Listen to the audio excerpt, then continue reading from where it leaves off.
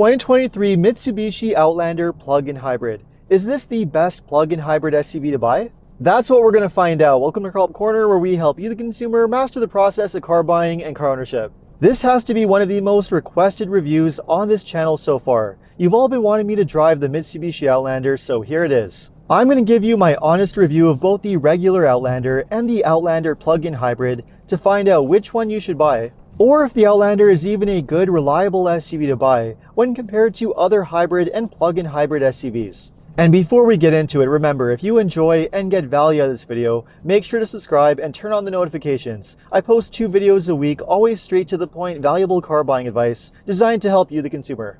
The current generation Outlander was introduced for 2022, and one major change is that it now shares the exact same platform with the Nissan Rogue. And that's because Nissan actually owns a part of Mitsubishi, so not only do these SUVs share the same platform, but they also have the same drivetrain too. The naturally aspirated 2.5-liter 4-cylinder engine and the CVT continuously variable transmission that's used in the Outlander is actually the exact same setup that was used in the Rogue for a very long time. Now, I'll have a lot more to say about this drivetrain in just a little bit, but for now let's get into the more intriguing option, which is the plug-in hybrid. The hybrid system used in the Outlander is entirely designed by Mitsubishi. Mitsubishi has been using this hybrid system in the Outlander since 2013, and they've actually sold over 300,000 units around the world, making it the best-selling plug-in hybrid SUV in the world. And because of that longevity and its popularity in the market, this is a very well-proven hybrid system, with an excellent overall reputation for reliability. It really hasn't had any issues over time, so you don't have to be concerned about buying a brand new untested hybrid system that doesn't have any kind of track record. All Mitsubishi has really done for this new generation is increase the size of the electric motors and increase the size of the lithium-ion battery. With the new larger electric motors and larger battery, it now produces 248 horsepower and 332 pound-feet of torque, which is actually more power than you got from the V6 engine in the old Outlander. And you also have a longer electric range than before. Mitsubishi claims that it's now able to travel 38 miles or 61 kilometers on battery power. And for those keeping score, that's a better electric range than most other competing plug-in hybrids, including the Ford Escape plug-in hybrid, the Hyundai Tucson and Hyundai Santa Fe, and the Kia Sportage and Kia Sorento plug-in hybrid too. The only comparable SUV that has a better electric range is the Toyota RAV4 Prime, which can travel around 42 miles or 68 kilometers. Now, one interesting feature that you get with the Outlander that you don't normally see on plug-in hybrids is compatibility with level 3 DC fast charging. Unfortunately though, it's not as useful as it should be because it uses the outdated CHAdeMO connector, which is nowhere near as easy to find as the far more common CCS connector.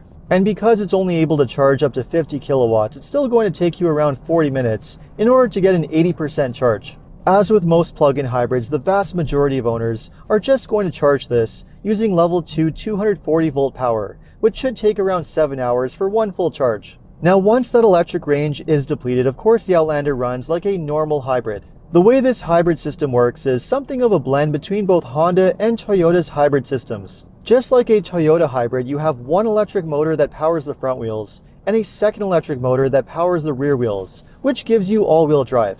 And just like a Honda hybrid system like you'd find in the CR-V, the Outlander has a 4-cylinder engine which powers a starter generator motor, producing power for the electric motors and for the lithium-ion battery. And again, this is the same naturally aspirated 2.4-liter Mitsubishi designed 4-cylinder engine from the previous generation Outlander. Now, one important thing to note about this hybrid system, when that electric range is used up and it runs as a normal hybrid with the gas engine on, it's not quite as fuel efficient as some other plug-in hybrids on the market. In hybrid mode, with the battery depleted, Mitsubishi only rates it at around 26 miles per gallon or 9 liters per 100 kilometers. Now, admittedly, I've been doing better than that. I've been able to average just under 8 liters per 100 kilometers or just over 30 miles per gallon in hybrid mode. But even so, that's still not as fuel efficient as other plug-in hybrid SUVs. The Toyota RAV4 Prime, for example, is able to achieve around 40 miles per gallon or 6 liters per 100 kilometers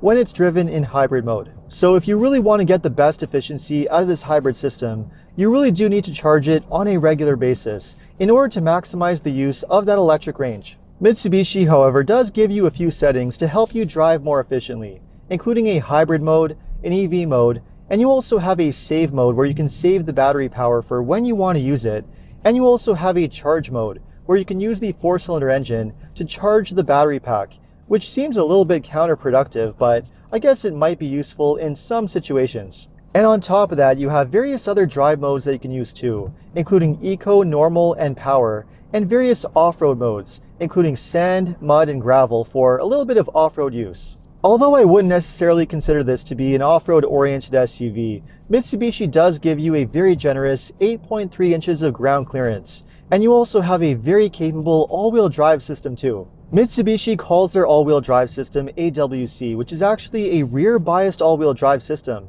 sending more power to the rear wheels, which helps give you much better balanced handling. And you can really feel it working. This is a very capable and well-balanced SUV that's surprisingly fun to toss around. But not only do you get great handling, but you also have excellent ride quality and a very smooth and seamless hybrid system. It honestly feels a lot like a full electric vehicle to drive with how quiet and smooth it is.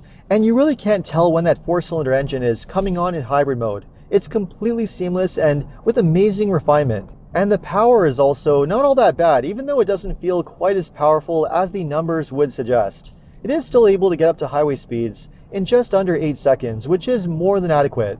So as far as the performance and the refinement goes, I would have to say that this is one of the best hybrid systems that you can get. But not only is this a great driving SUV, but it also has a very spacious and a well-designed interior. The majority of the technology and the controls are borrowed from the Nissan Rogue, but there's nothing really wrong with that. You have a 9-inch touchscreen infotainment system with Apple CarPlay and Android Auto, which, although I wouldn't consider the interface to be the best on the market, it is relatively straightforward and easy to use.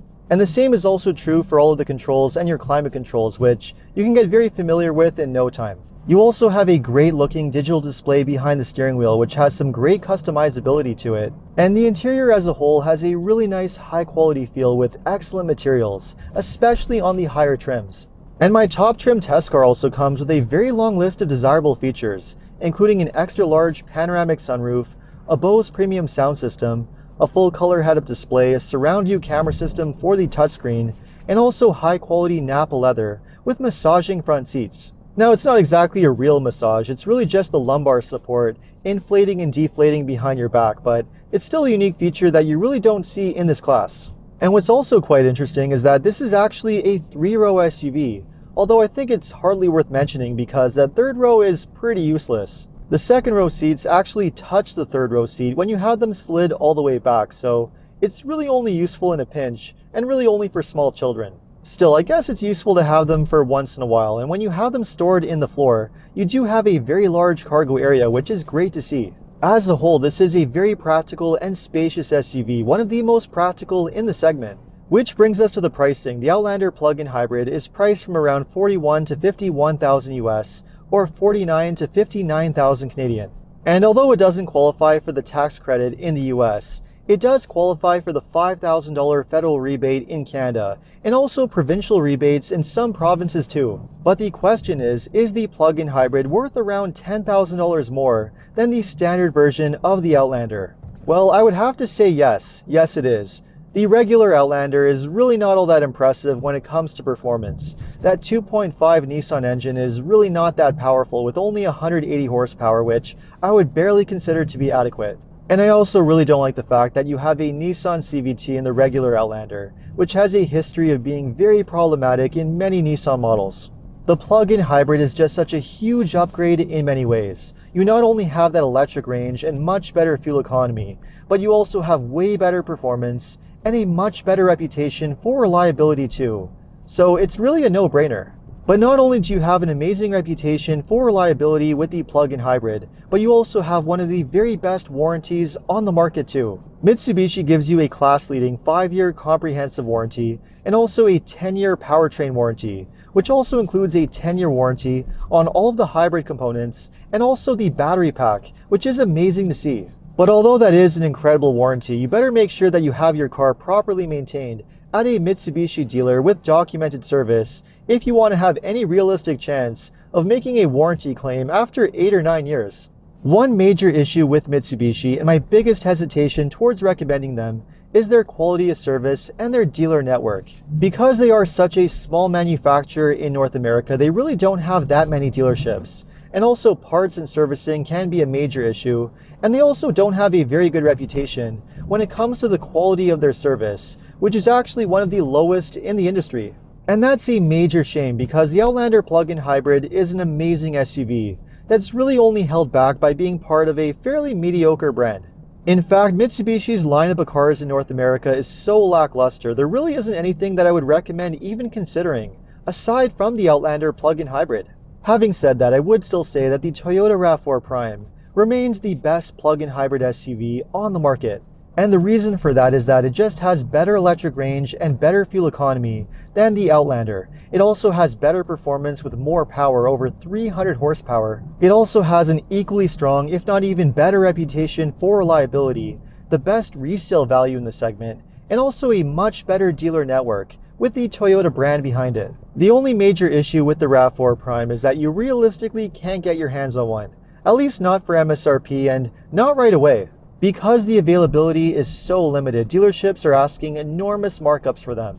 And if you do manage to order one, the waitlist could be at least 2 to 3 years long. So with its much better availability and shorter wait time, the Outlander plug-in hybrid is a much better and just a more realistic option for most buyers, which might just make it the best plug-in hybrid SUV that you can buy in this price range. So let me know what you think of the 2023 Mitsubishi Outlander plug-in hybrid.